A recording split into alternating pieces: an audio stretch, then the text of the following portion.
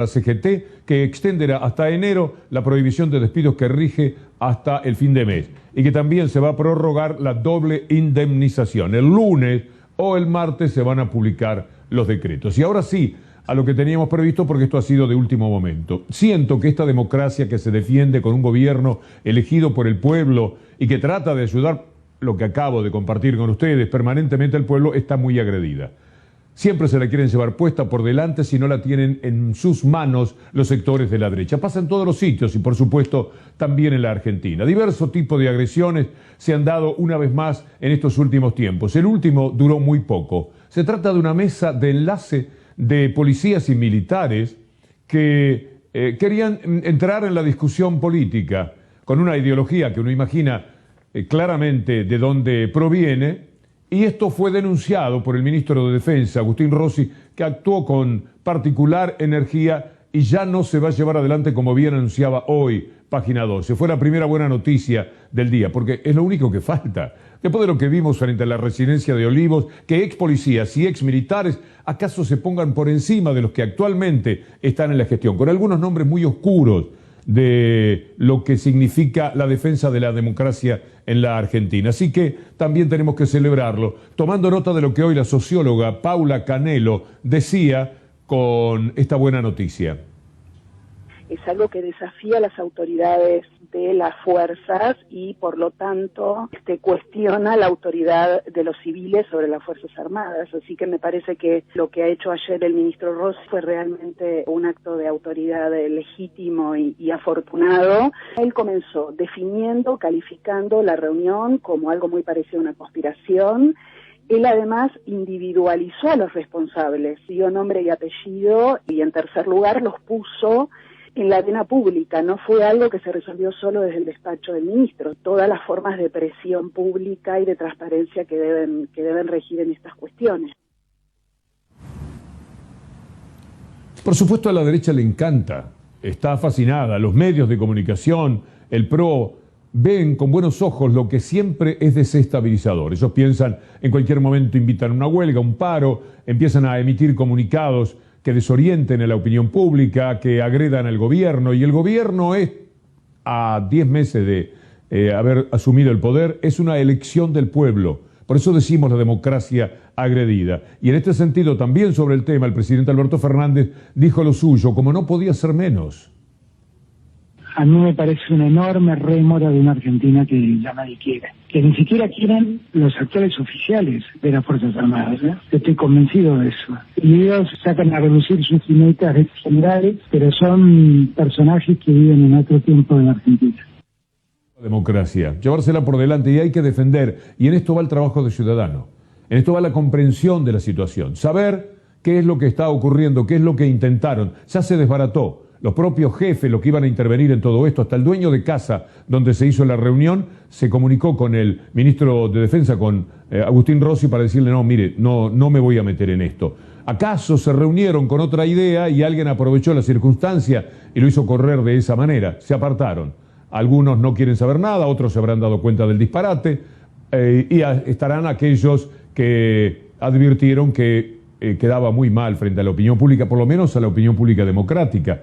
Hay un sector que siempre los va a aplaudir, los mismos que estaban felices cuando se fueron tan inopinadamente a la residencia del presidente en Olivos.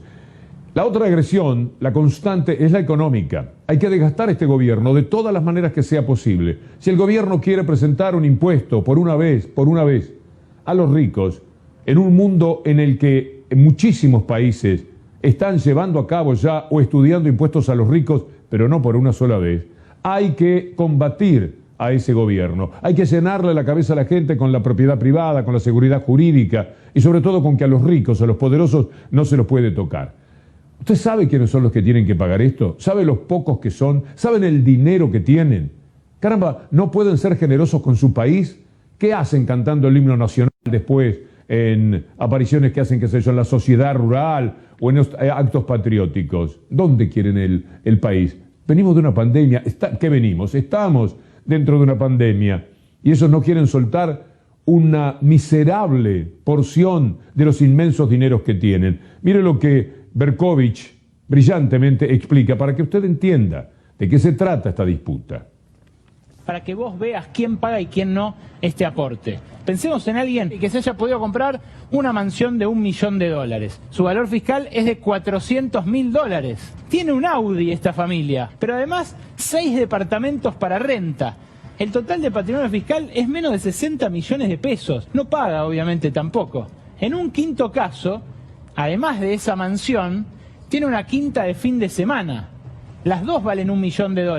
Pero además tiene el Audi, y como no le alcanzaba el Audi porque era muy numerosa, sumó una 4x4, que vale el doble que el Audi. Tiene un ahorro que le permitió comprar 5 pisos, 10 oficinas de edificios para renta, y el total de patrimonio todavía no alcanza para superar el umbral del impuesto a las grandes fortunas. Este tiene una mansión propia de $1 millón, una quinta de fin de... ¿Usted se da cuenta de cómo es el juego y lo perversos que son?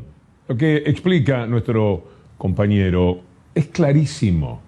Es ayudar a pensar, por otra parte, ayudar a entender. Muy poca gente tiene que pagar esto. ¿Sabe la fortuna que hay que tener si todos esos que él mencionó, con todo lo que tienen, no les corresponde pagar? Es una barbaridad. Carlos Heller, ideólogo de este intento de tomar un poco de ese dinero casi ocioso, podría decirse, que pueden llegar a tener. Estuvo charlando hoy con Pablo Dugan en Radio 10. Es muy interesante escuchar esta definición. Los votos se cuentan después que se dan, ¿no? Pero haciendo supuestos lógicos. ¿Y qué quiere decir supuestos lógicos? Cómo se han posicionado en el debate los referentes de los espacios que no son Juntos por el Cambio. Deberíamos suponer que vamos a superar con comodidad ese número base. Creo que va a ser una buena cosa para la gente, para el país, sí. Y en síntesis, déjamelo redondear, sí. Un pequeñísimo número de personas que tienen capacidad económica van a hacer una pequeña contribución de su patrimonio personal para que muchísimas personas reciban un beneficio.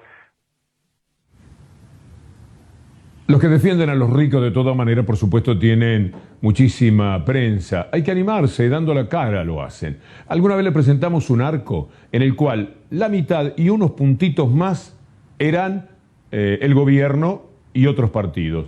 Prácticamente la mitad del arco era los que defienden a los ricos. Los defienden en todos los sentidos, por el DNU, de las telecomunicaciones, por el impuesto a los ricos, por Vicentín, por Techín. Siempre están jugando a lo mismo. Hay que saberlo. Por eso es que cuando vemos a estos personajes de la política llevándole la contra al gobierno que por una sola vez está pidiendo una colaboración, pónganse la camiseta argentina por una vez en la vida, y no lo quieren hacer, y ellos salen a defenderlo, uno entiende que con gente así como la que vamos a ver, todo estaría perdido. El martes está convocada la Cámara para hablar sobre el tema del impuesto a la riqueza. ¿Qué opinión le merece? No, nosotros ya tenemos dictamen de minoría en contra. A mí no me asusta hablar de solidaridad, poner los títulos que quieran. En realidad, este gobierno ya metió 3 impuestos nuevos para una presión tributaria que en los sectores productivos, yo lo que creo que lo que hay que hacer es incentivar para que inviertan en ese trabajo. Yo creo que no hay ningún ejemplo de ningún país que se le ocurra que es una buena idea aumentar impuestos en estos momentos. Están siendo retrógrados, ¿no? De pensar, hay que sacarle a este que tiene más. Más allá de que sea un impuesto a los ricos, a mí hablar de un impuesto en este contexto me parece ridículo. No ayuda, al contrario, instala una visión clasista. La verdad no sé cuál va a ser la recaudación. Yo le diría a Máximo Kirchner, a Carlos Heller, a Vallejo y a Cristina, que está detrás de esto, que agitan el proyecto del impuesto patria, que no subestimen la paciencia y la tolerancia de la sociedad, que no la subestimen. Porque un día, millones de ciudadanos se pueden hartar. La idea de aumentar impuestos nos parece una mala idea. Es contrario a lo que se está haciendo acá y en el mundo entero. Yo diría al revés, que millones de ciudadanos están hartos de que los esquilmen, que los roben, que los lleven por delante, que no pierdan una sola ocasión de manifestarse en contra de los sectores populares, los medios y los populares que vienen a ser la mayoría. Por eso el malestar con la democracia. Porque es natural que los que necesitan del Estado, los que saben que con el Estado tienen una cobija protectora, aquellos que pretenden ser incluidos y no quedarse afuera de todo lo que sea la educación, los bienes materiales mínimos para llevar una vida decorosa, por lógica tienen que votar a quienes van a trabajar para eso y no a estos que trabajan para lo que uno ya sabe y lo demuestran rotundamente. Hay un historiador, Rutger Bregman, en Davos, donde se reúne toda la riqueza del mundo, dijo esto para que reflexionemos. My first time at Davos, and I find it quite a bewildering experience, to be honest. I mean, 1,500 private jets have flown in here to hear Sir David Attenborough speak about, how we're wrecking the planet. And I hear people talk in the language of participation and justice and equality and transparency. But then, almost no one raises the real issue of tax avoidance, right? And of the rich just not paying their fair share. 10 years ago, the World Economic Forum asked the question, what must industry do to prevent a broad social backlash? The answer is very simple.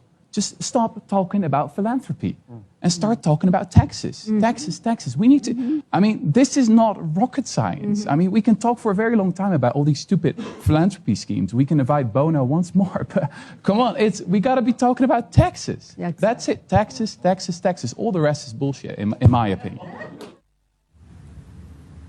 Pero esos ricos a los que defiende el establishment son más voraces que las pirañas. Se comportan con una angurria que no pueden detener ni ellos mismos, como si crearan un monstruo que después no tienen manera de manejar. Miren lo que Pratt Guy dice sobre las jubilaciones. Es mentira, es una falsedad absoluta lo que él señala. Pero por otra parte, ¿de dónde saca autoridad Pratt Guy después de todo el daño que le hizo al país?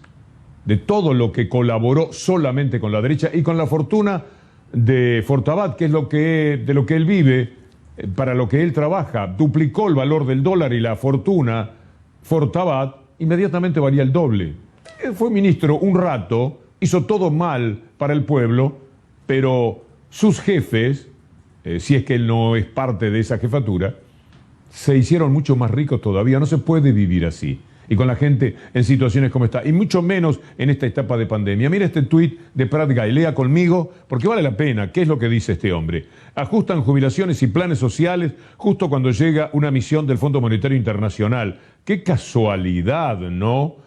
Algo peor que no tener un plan, que el plan te lo escriba el Fondo Monetario Internacional. Se lo advertíamos al presidente cuando se ufanaba de no tener un programa económico. Bueno, esto es miserable, sencillamente. No hay que dar tantas vueltas para poder encontrar, porque esto es falso. El gobierno toma las medidas que había tomado hasta el 2015, es decir, es amigo de esta decisión de que sean los salarios y la recaudación la que determine cuál es el aumento para los jubilados. Así lo hizo desde el 2009 al 2015. Entonces, no es por el Fondo Monetario. Al Fondo Monetario lo echó, ustedes se acuerdan, lo hizo per se, pensando que era lo mejor, y le salió mejor, mucho mejor que lo de Macri. Pero ahora mire esto que Julia Estrada publica en un tuit brillante de nuestra amiga, la doctora Julia Estrada, porque es muy interesante que usted sepa que en el 2016 lo que el Fondo Monetario Internacional recomendaba era salir de lo que había hecho el gobierno y de lo que ahora va a hacer. Y proponía al PRO hacer lo que hizo. Eso sí que es estar bajo el mandato del Fondo Monetario Internacional. Mire este facsímil que vale la pena sobre el tuit de Julia Estrada, que naturalmente decía hay que tener cara de piedra para manifestarse de esta manera. Escuchémosla a Julia. Que tiene la cara de piedra y que es realmente llamativo como no solo él, sino otros funcionarios, también Federico Sturzenegger, por ejemplo, que desconocen su propia política de ajuste. Fue el ministro de la devaluación de las 3 pizzas para explicar el tarifazo. Él fue el responsable con su medida inicial, que fue el famoso fin del cepo. Levantó el cepo en un solo día y lo que tuvimos fue primero una inflación de 41% en 2016, pero además la fuga de capitales que tuvimos a lo largo del macrismo se explicó por la medida inicial que tomó Alfonso Pratt Guy. Si usted es un jubilado, usted está defendido por el trabajador en actividad, ese que no se quiere quedar atrás de la inflación, si de eso se trata, y que pugna permanentemente por salarios que nunca sean superados por la inflación. Por lo tanto, si esto es lo que va a regir para los jubilados, usted está defendido. manifestaciones de los jubilados, hacer una marcha, un piquete de vez en cuando. No sirven, no les temen ellos. ¿Se acuerda cuando le tiraban con agua a los jubilados en el puente cuando habían ido a protestar en el principio de todo esto? Cuando Pichetto decía que esto iba a ser la gran cosa y que los jubilados iban a salir ganando. Mentira. Estaban haciendo, eso sí, lo que le dijo el Fondo Monetario Internacional. ¿Se acuerda de lo que dijo Pichetto? Y la verdad le digo una cosa, ¿sabe quiénes son los únicos privilegiados en la Argentina? No son los niños, van a ser los jubilados, porque la cláusula que hemos votado de la reforma previsional va a dar un 28 o un 29%. Cuando llegue fin de año va a ser el 28 o 29%. Van a ser 3 puntos más que los trabajadores en actividad del gremio más poderoso de la Argentina, que son los camioneros. Así que, a ver, miremos las cosas como son. El trabajador que está en la calle, el que va a la plaza, el que protesta, incluso el accionar de la CGT, todo lo que hagan los trabajadores, ese es su mecanismo de defensa. Usted los va a ver por la ventana que están peleando por mejores salarios, que están discutiendo abrazo partido. Es para usted que están discutiendo. No es la inflación algo que los haya salvado en este tiempo. Y eso que la inflación era alta. No, ni eso, no sirvió nunca para los jubilados. Perdieron en el 2017, en el 2018, ya cuando hicieron el primer acuerdo, ya le robaron un trimestre. ¿Se acuerda de eso? Bueno, no puede venir Pratgay a decir esto. No pueden querer desestabilizar. Esa es la democracia agredida. Y la democracia también es agredida cuando no le dicen la verdad a la gente, como el gobierno anterior con el tema del Ara San Juan.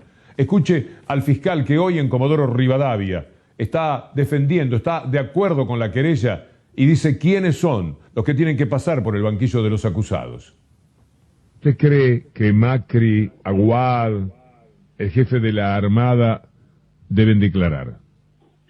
Sin duda. Creo que hay responsabilidades. Tenían idea de dónde estaba el submarino después que se hundió. No estaban en esas condiciones. Hay un memorándum, una nota que mandó el capitán Fernández, que era el capitán del ARA, a su superior de 30 fojas, en el cual detallaba todos los inconvenientes que había tenido en su viaje en el mes de julio de ese año. Cumplían órdenes superiores, se les había dado la orden de salir a hacer el ejercicio naval, sabían las condiciones en que se encontraban las naves.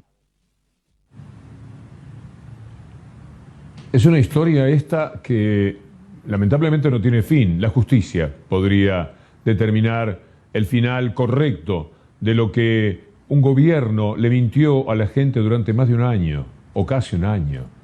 ¿Cómo puede ser?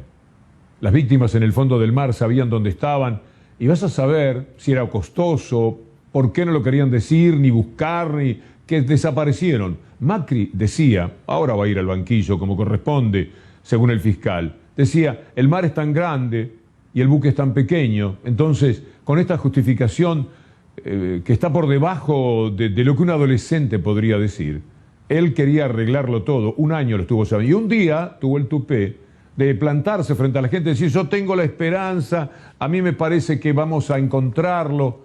Él sabía dónde estaba, lo supo siempre, jugó con la gente, mintió como toda su vida. Un verdadero desastre. Ojalá que efectivamente tenga que rendir cuentas él y Aguad, pero mucho menos importante es Aguad, que es apenas un servil. Macri es el responsable de todo lo que se ocultó. Sobredosis de TV preparó algo que es emocionante sobre el Ara San Juan. El contraalmirante Enrique López Maceo declaró ante la Cámara Federal de Comodoro Rivadavia, hizo una revelación. Lo que dijo López Maceo es que se sabía cuál era la ubicación del submarino 20 días después del hundimiento. Teníamos detectada la posición del submarino y por eso habíamos coordinado con la Marina Británica el pedido el día 5 de diciembre, el pedido de un vehículo autónomo, porque sabíamos que podía estar únicamente en 2 cañadones, que era lo que no podíamos verificar con todos los medios internacionales requeridos. El gobierno de Mauricio Macri lo sabía, la Armada lo sabía. Todos tenemos un... Es una democracia bastardeada, aquella en la cual no dejan actuar al gobierno que democráticamente se elige. Eso es llevársela por delante, llevársela puesta. Eso que quiere hacer Trump en Estados Unidos es un buen ejemplo de lo que ocurre acá todos los días. Trump por lo menos hace menos de una semana que perdió, o un poco más. Acá hace meses que ganó un partido político, que dijo que era lo que quería hacer, que todos además lo imaginaban casi sin que tuviera necesidad de enunciados, y no lo dejan trabajar, ni con la vacuna. Compra vacunas está mal. Si no comprara vacunas se durmió el gobierno, no hizo nada por las vacunas. Apareció la Oxford, venga la vacuna Oxford, venga esa esperanza. La Pfizer, pero cómo no, tráiganla. La vacuna rusa, sí señor, vamos a buscar la vacuna rusa. Pero inmediatamente los medios de comunicación, que son sencillamente los grandes responsables de que haya personajes como Carrió diciendo las cosas que dice sin el mínimo sustento, pero total sirve a un establishment que lo que quisiera es que este gobierno salte por los aires. No van a poder, no pudieron este año, y el año que viene va a ser mejor. Así que uno tiene la ilusión de que se queden con las ganas. Pero hay arietes que ellos siempre tienen. La que se iba de la política, la que dijo chao, me retiro, reapareció para hacer cualquier desastre, cualquier daño. Ahí está, que ella no se va a vacunar, dice. Muy que la inteligencia rusa está directamente ligada a Cristina y no se pongan la vacuna rusa. No se pongan ninguna vacuna que no venga vacuna? De un país democrático con todas las seguridades, sí. De Rusia no, porque no pasa esos controles. Guarda la sociedad. Esto es una nube de humo, es la desesperación de Cristina. ¿Qué quieren? ¿Que vuelva Cristina y que ponga Peñaflor y que terminen todos presos como en Venezuela? ¿Qué quieren? ¿Que los envenene la CIDE de Cristina como envenenó Putin al opositor? ¿Qué quieren? ¿Que pase como Venezuela, que todos están exiliados y entonces gana Maduro? Yo no lo voy a permitir. Qué alta debe haber puesto, me quedé pensando, no escuché la indicación, la vara Cristina Fernández de Kirchner para que, por ejemplo, Carrió no pueda dejar de pensar en ella. Así que la vacuna tiene que ver con Cristina Fernández de Kirchner. Y la Pfizer también, entonces, y la Oxford y todo lo que se está haciendo por parte del gobierno. Pero con esto envenenan a la gente que ya previamente tienen envenenada. Mire, Lautaro, que es temido por una cosa muy graciosa en democracia, porque los deja hablar, porque los escucha. Ellos mismos saben que son un desastre, ven el micrófono, se lanzan y después se ven. Y les da mucha vergüenza, creo. O algunos en su entorno sentirán vergüenza, como las hijas de aquella persona que insultó a Robertito, ¿se acuerda? Fueron las hijas las que le hicieron modificar todo e ir a pedir disculpas. Mire lo que son estos personajes que están ahí con Lautaro contra la vacuna. ¿Se vacunaría? No. ¿Por qué? Porque es una trampa. ¿Trampa de quién? A ver, esto está todo arreglado. No salió la tercera fase, ellos no quieren meter sus vacunas. Pero no se la van a aplicar a nadie sin pasar por la tercera fase. Y bueno, pero nos quieren vacunar. No se pondría. No, la inglesa se tiene las 3 fases cumplidas. Pero ninguna se va a tener que poner sin las 3 fases cumplidas. Bueno, yo voy a esperar a la inglesa la tercera fase. No tiene que ser obligatoria. No es obligatoria. No, por eso yo no me la doy. Estoy en contra de que la vacuna sea obligatoria para la gente. ¿Pero quién te dijo que va a ser obligatoria? Hay una ley, un artículo que dice que dijo que no va a ser obligatoria. Por ahora. La legalización de la pedofilia te quieren implantar aquí en Argentina con la ESI y la ideología de género. Ahora por ley, tu cuerpo no te pertenece, le pertenece al Estado. ¿Por qué estarían legalizando la pedofilia? Porque es la agenda que quieren usar. El nuevo orden mundial quiere la agenda esa. Quisiéramos ayudarlos a cada uno de los personajes que acabamos de ver. Tenemos un documental que le vamos a presentar por partes en estos días, que nos enseña, por ejemplo, cuánto importa la inmunidad, que es lo que nos va a dar la vacuna. Nos han hecho discutir muchísimos disparates. Estaba bien que Vicentín se robara 18.000 millones, que en realidad son 23.000 millones de pesos. ¿Estaba bien eso? Y tuvimos que discutir y decir qué significaba Vicentín. Y a la larga un poco podría decirse que hasta la ganaron.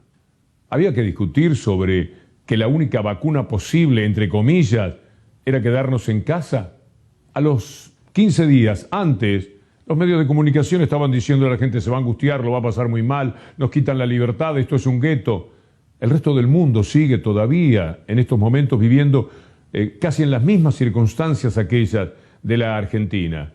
Pero ahora tuvimos que discutir por la vacuna. Yo no conozco una insensatez mayor. De este informe le vamos a mostrar, a recordar, vacunas que cambiaron la historia de la humanidad. Nadie sabe lo que fue la poliomielitis cuando uno era niño y veía a los otros niños a los que habían padecido ese tema. Se solucionó con una vacuna, el ébola, la gripe española, todo tiene que ver con vacunas, si no, no hay manera de combatir esto. Los que no se vacunan no van a colaborar jamás, entonces, con el circuito vicioso dentro del que el virus se desenvuelve. Mire lo que ha sido la lucha contra las enfermedades gracias a las vacunas.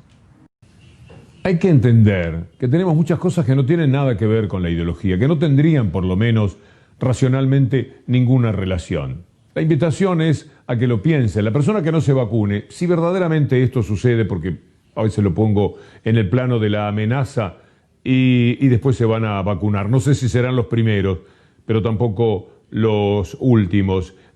Se evita con la vacuna la propagación del virus. Es decir, entre personas vacunadas no puede caminar. Entre personas que no se vacunen, sí, a los que sigan también sin vacunarse. El virus va a seguir circulando. Digo esto porque los votantes de Macri, por eso señalaba, esto no es una cuestión de ideología, en su mayoría, la gran mayoría, dice que no se va a vacunar.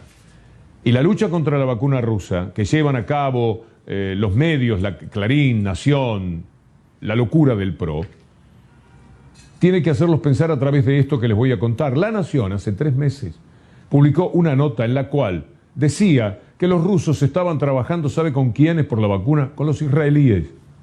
De los primeros que compraron vacunas están los israelíes, un país que vende inteligencia, que no se la pueden pintar de ninguna manera.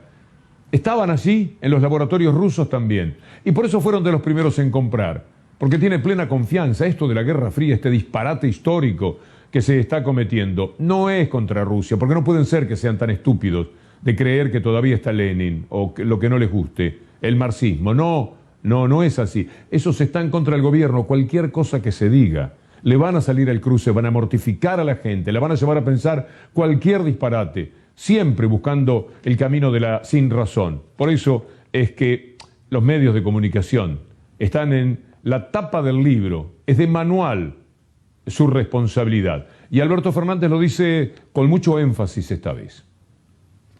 Las cosas en los medios. El secreto es no leer más diarios, ¿entendés? Porque los diarios terminan enfermándote. ¿Cómo ves que presentan las cosas en los medios? El secreto es no leer más diarios, ¿entendés? Porque los diarios terminan enfermándote. Bueno, lo que dice Alberto Fernández sobre los medios es una verdad que conoce usted en ese sentido, lo que desde la columna se ha dicho quizás 1.000.000 de veces, disculpe, pero no hay más remedio porque es el enemigo. Y son brutales, son despiadados, son voraces, tienen una ambición descabellada que les lleva a comportarse de una manera en la cual la mentira vale, porque como tienen mucho poder, han concentrado, finalmente la hacen funcionar como una verdad. Mire lo que Omar Plaini, el hombre de los canillitas, diputado, tiene para decir con relación a los medios de comunicación. Y conste, lo ha dicho toda la vida y es de los pocos que siempre se animó. Cuando el presidente del Grupo Clarín se sentó frente a un presidente de la Nación, me lo dijo dándole la cara. Y eso es un cargo menor. ¿Vos crees que ese ADN se cambia? Yo creo que no.